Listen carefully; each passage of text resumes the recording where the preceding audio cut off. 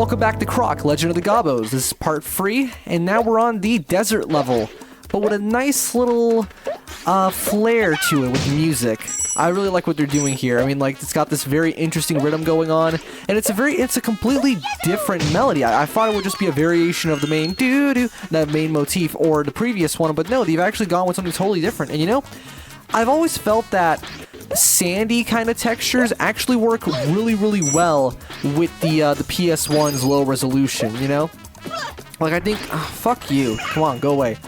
I really do think this looks really cool because it makes sense. I mean, like, sand is kind of grainy. It's made up of bits, and, what's the PS1? It's really good at rendering bits. You know, it's really good at rendering, like, these very grainy sort of environments, and that makes total... Nope. Okay, we're not going to be sliding. Oh, it's playing the under... Oh, it would have been neat if they had a secondary motif for the underground theme. That would have been cool.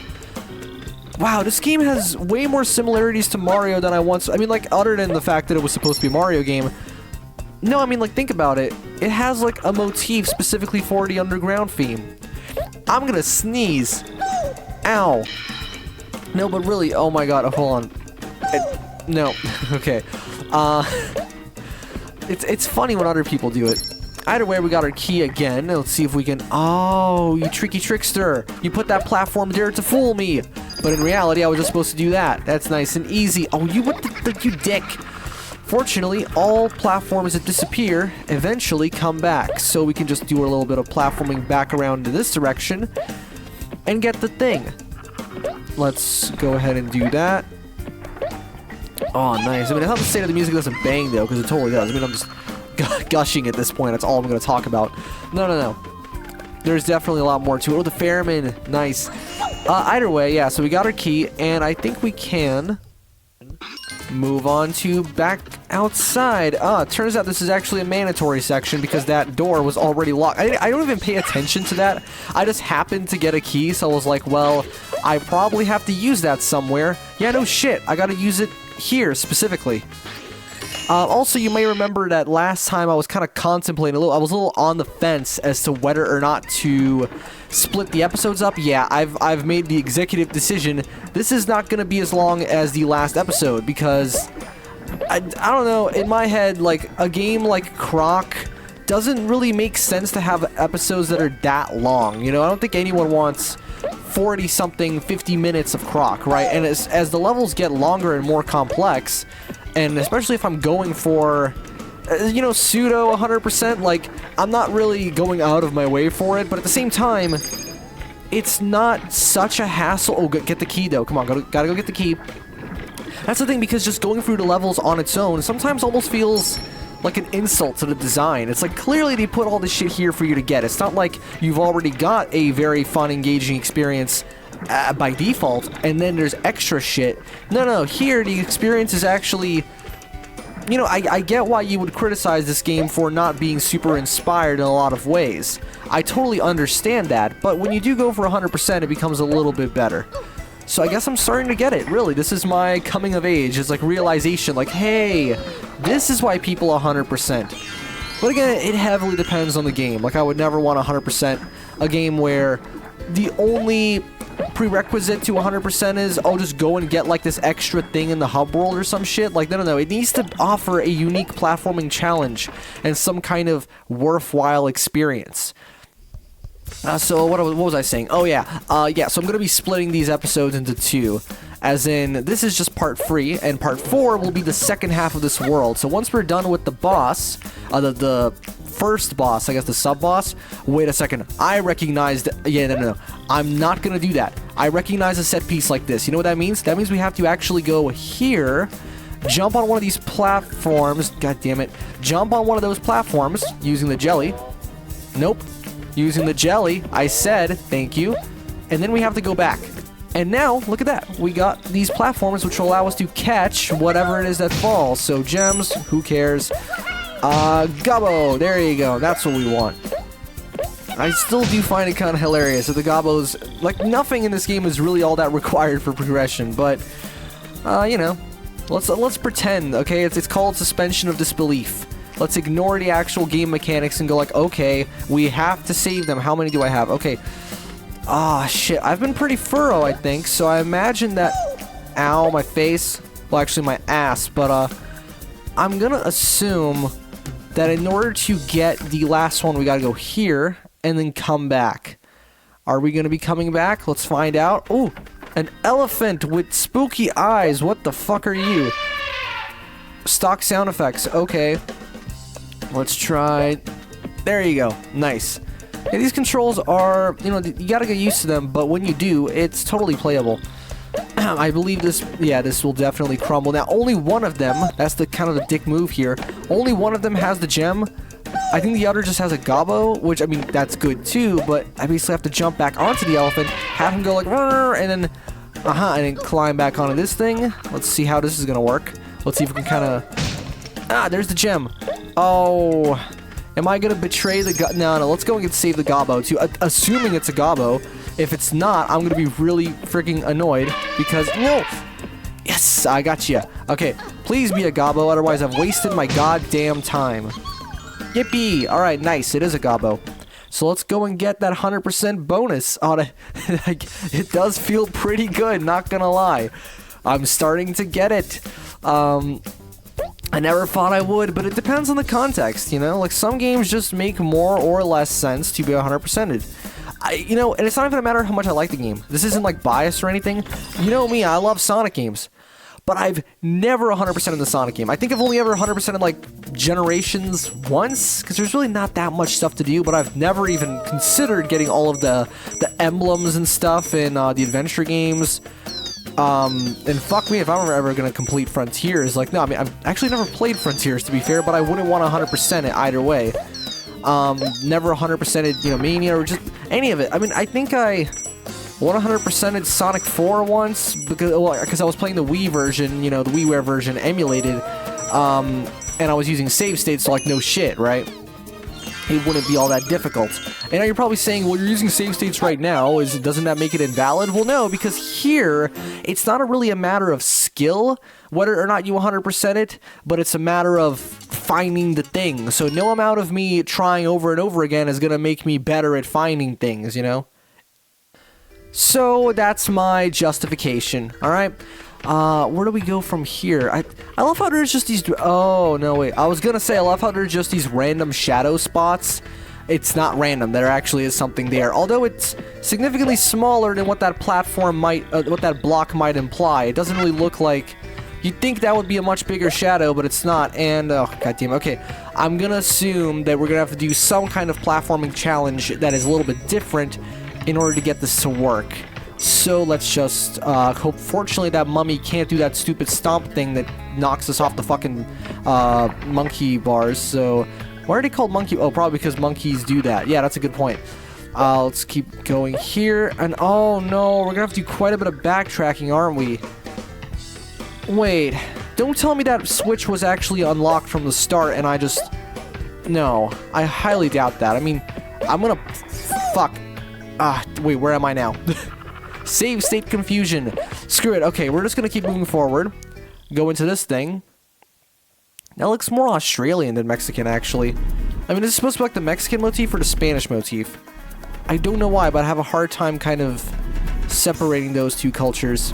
Where is it? There. Oh, god damn it. And I understand why, because I don't fucking know. I should shut up before I say something racist, so let's cut this bit out, editing me. And now we have a dark bit, again.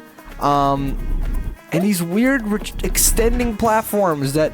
I love how there's clearly... They're just a model that they're just stretching, like the mesh, you know? Because of the way their proportions alter. They haven't made them two separate parts, they just kind of...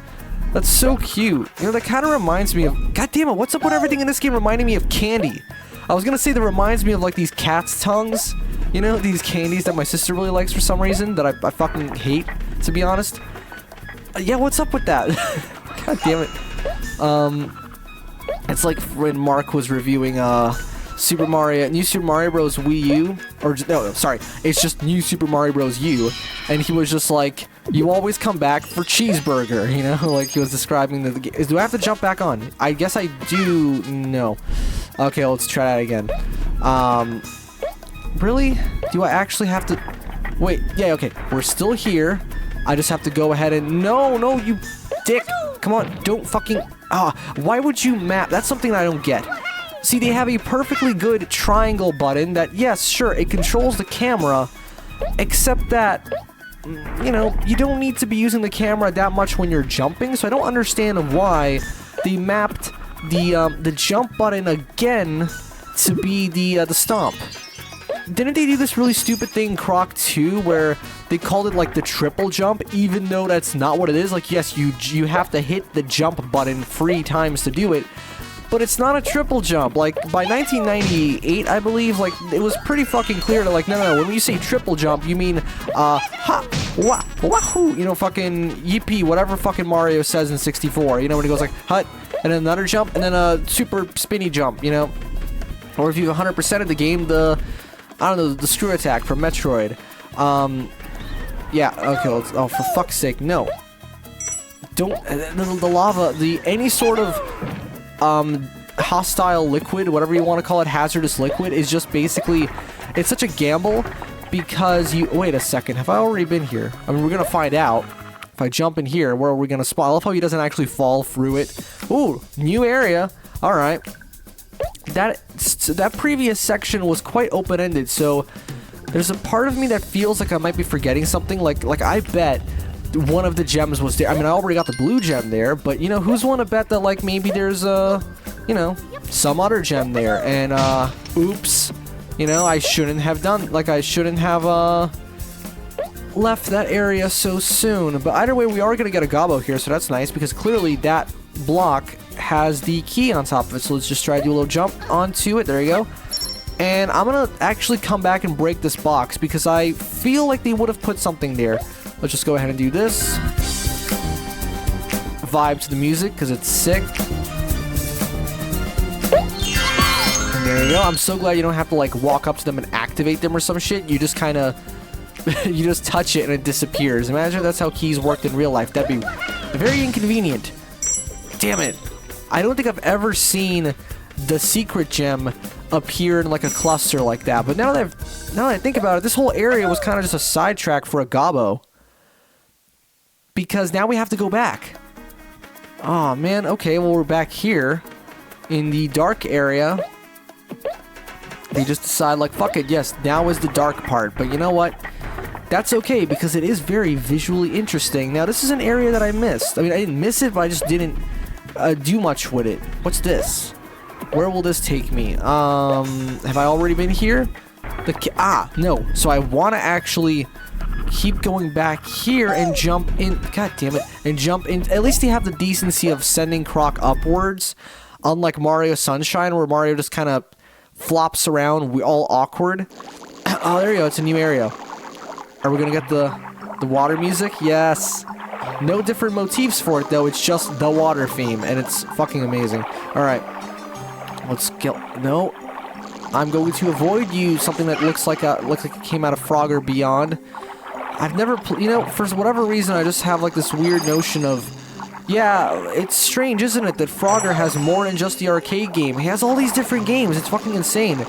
Nitrorad had this really great marathon of all the games.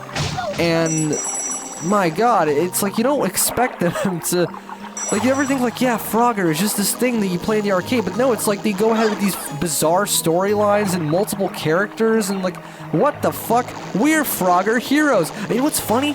The one with the multiple characters, I don't remember what it was called, like, Head Rescue? So it was on PSP and DS. That one was actually, I think that was the really good one. I think. Also, the GBA games were pretty good. And of course, there was the masterpiece known as Frogger the Great Quest. What was it? Wish I may, wish I must, or if I may, whatever. I must find a princess before I bust. A real human person on the planet known as the Earth wrote that. They wrote that down. On a piece of paper, most like, or maybe, I mean, that was like 2000 something, so like probably in a text document or something. And then he sent that to an executive, and then they sent that to someone else at Namco, or No, it was Konami. Konami, yeah, they're the Frogger guys. Namco was Pac-Man. And then they were like, yes, send that to the director. And then they sent that to the voice actor. And they practiced the line before recording. You know, they would like sit in their, I don't know, in their apartment rooms or something, or in the studio, practicing the line. And it was like, and then, yes, that's the take. That's the one. We have to put this in our commercially released product. I'm just like, what the fuck? Sometimes I wonder how these things happen. And, like, you know, in translation, okay, no, I imagine it seems like a pretty Western-focused game. Like, yes, Namco is a Japanese company, of course, but, oh, wow, we missed quite a few. Oh, man, okay, well, no, I'm sticking to my guns. I'm not gonna drag the Let's Play out more than it has to be just for 100%. Like, yeah, if I can do it, cool, but if I'm gonna have to go back and do the whole fucking level over again or find something else, then no, I'm not gonna do that. But still, like, someone who speaks English had to read that, right? Someone with a brain, I assume. But they were like, no, let's keep that in the game. Oh my god, I actually kind of love that. There's something, there's something just amazing about writing of that kind. That sounds... Oh, wait a second. We're gonna have to come back. Yeah, we're gonna have to come back. That sounds totally juvenile and, you know, it sounds like a... First of all, it sounds like a shitpost. And second, it feels like something that kids shouldn't be around. Like, this isn't a kid's game? What? But then you remember, well, I mean... There's a pretty good chance that, like, whatever 6-year-old is playing that game, they probably won't really know what they, like... that bust has another meaning, you know. They probably will think, okay, it's like, because I imagine maybe they did that because, one, it rhymes with must, and second, because at the time, you know, to bust something, you know, like busted, like, you know, when you get fucking caught by the cops in GTA, but like, when something is a bust, that means like it's not very good. So I guess what, you know, they meant like before he dies, but like, come on, you could have just said before I croak. Why am I talking about Frogger and Croc? Oh, he's green. He's also green, just like Croc. I don't know. It's because the levels are pretty straightforward, honestly. There's not so much to talk about. Although I am enjoying this. Ooh, okay, that's the second one. Good. Okay, we're on the right track. And there's a Gobbo, too. So, how would you call it? The part of my brain that's like, people made this game, and people think a certain way. Therefore, they would have done it this way. You know, like...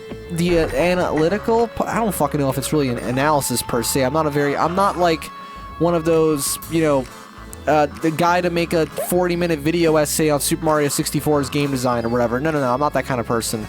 Although I do love bringing that stuff up when I feel like it makes sense and when I feel like I'm not overstepping my own, oh, for fuck's sake. Nope. When I'm not overstepping my own critical ability, it's like, because I don't know that much about how game design really... Oh, you can just do this. Ah, it's clever. Except I screwed myself over. Yeah, I knew it.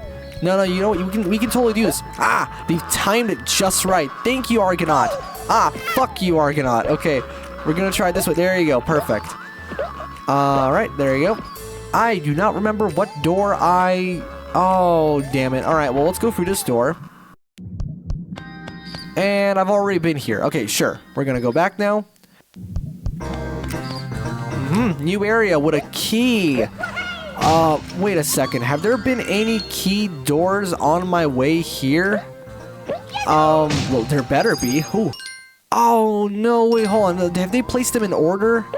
I've never noticed that. Like, I've never paid attention to that.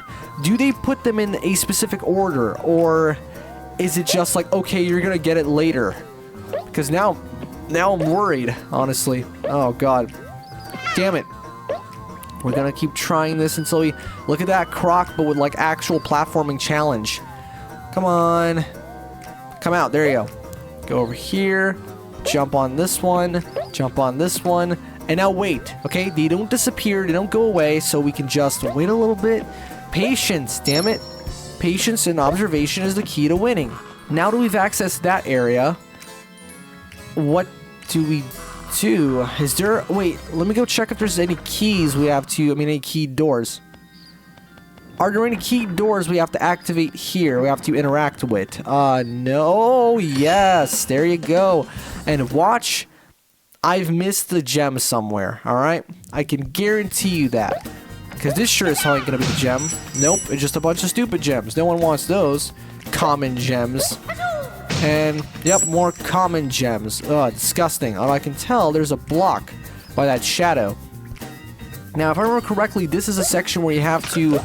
Yep, this is a nice little timing challenge. You have to go do this. I don't know what happens if you fail. I'm assuming it just goes back to the default position. So you have to just keep doing this. Go over here. This is cool. And it actually makes total sense with the tank controls.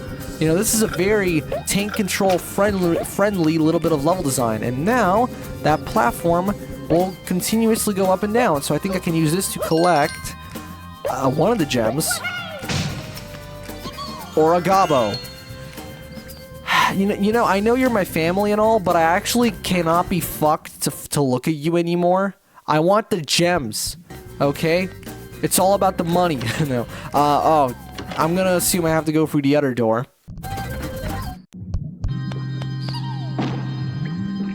That's right, and now we're in a new area. We don't have any keys on us right now, so that's a problem, but it's okay because I know this kind of water. This is the special sparkly water that takes you to a different part of the level.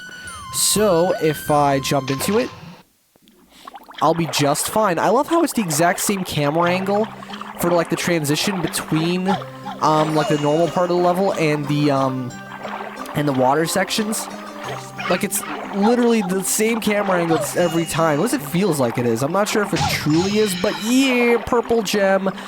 And I know what that means. That means we are not 100%ing this level. We're like 75%ing it. Well, actually, no. If it's 5 of them, then they should really make those keys stand out more. That's not cool. I mean, like, they blend in super... Like, I almost missed that, you know? Although, maybe, now that we have that key, we can activate whatever it is that... No. I bet that's just integral to the progression of the stage, but not necessarily 100% completing it. So what that means is... yeah, we're gonna go here, click on this, and then it's gonna do something. It's gonna spawn this. Yeah, I can hear a Gobbo. I don't care about you guys anymore. You're like the fucking teensies from Rayman. It's like I don't actually give a shit. I want the looms. I want those collectibles instead. Unless there's a few boxes here. Please be the one. Yes, it is. Oh, fuck yeah. I'm actually so happy about that. We get to check out the cool bonus level for this one, too. So, screw you, Gobbo. I mean, did I actually... I didn't save a Gobbo. Maybe it's calling me from the room. I'm not sure how sound travels in this... Oh, fuck. Pac-Man Ghost, go.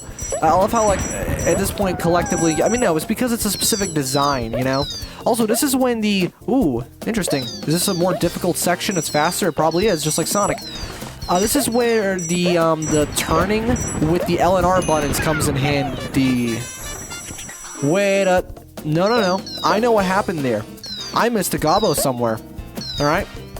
We're doing this again. I knew it! I mean, I don't really care about you? What the fuck? Oh. I know what the game is doing. I have to go here. Alright, I have to go here first to collect the key. And now I have to sit here, or maybe if I jump over this. No. Now I have to go back in the dark. Oh, that's some Crash Bandicoot type shit. And now I have to go back. I love that design on the platforms. It's really pretty. Like, this game has some great art, really. Now I have to go back and die. And die again. And then, what the fuck? Did I accidentally do a speedrun thing? I just hovered for a second. Did you see that? What the fuck was that? Because, okay, basically, if you don't know, again, there's this thing called hovering in speedrunning for this game, where you kind of tap certain buttons in a certain way. I have not looked into it in the slightest, but I imagine it's just a matter of the right timing on the button presses, and it causes, or maybe it's some sort of collision-based thing. I don't know, and it causes Croc to like hover, you know, in midair. That's why it's called hovering. He literally just sits there in midair, and you can control him around. And it's apparently super useful for speedrunning. Who would have thunk? that flying in a game that's not designed for flying would be kind of overpowered. So did I just accidentally hover for a second? Is that like one of those one in a million moments in a Let's Play when you're not trying to do something and it happens? I think we're gonna have a cutscene now.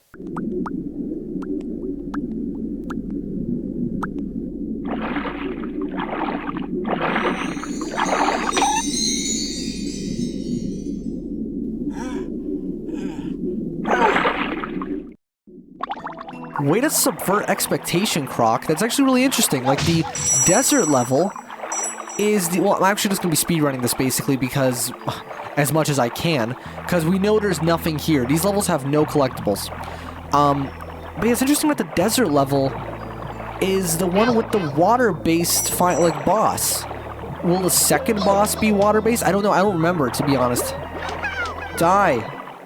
Oh, no. Don't tell me that we're jumping straight into the... No, okay. Come on, I just need a couple gems. So, like, health. There you go. It's great. Ow, dick. Okay, it's kind of hard to judge exactly where you are. There you go. See, it's like, can you really tell? I mean, I guess you can. That's one thing, though. Even though, again, I try generally to ignore, like, the existence of graphical fidelity as, like, a thing that exists. Like, the existence of a thing that exists, yes. Like, I don't try to let it get to me, but I must admit, the simple shading in games like this makes it a little difficult to tell where you are. That's one thing that with newer games, there's just a better sense of depth. Not just, oh, because we have VR and 3D. No, no. I just mean even in 2D, just flat images, these still look like they have more depth, if that makes sense. I just realized this is an underwater boss. Oh, God. And the game's underwater controls are, well, I mean, they're not bad. Yeah, what you do is you basically wait until he goes into his, like, where did you go? You know, oh, fuck you. No, I'm not letting you kill me. No, that's, okay, wait, is that one of those bullshit moves? That's a bullshit move. You can't dodge that. What the fuck? No, wait, you can't do that, Croc. Okay, there you go. You can dodge it, but only if you swim in, like, a really awkward angle. And he was like, where did he go? And he's literally just, I love that so much. They just freeze. Look at him, he's just sitting there. It's like no death animation. I know, so that it can play in the cutscene, of course.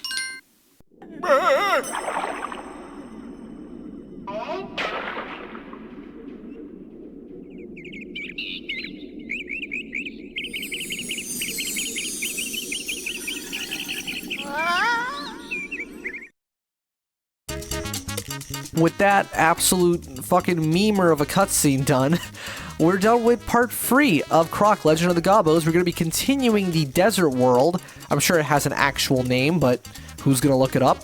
We'll be continuing the desert world in part 4. See you guys then. Croc, Legend of the Gobbos.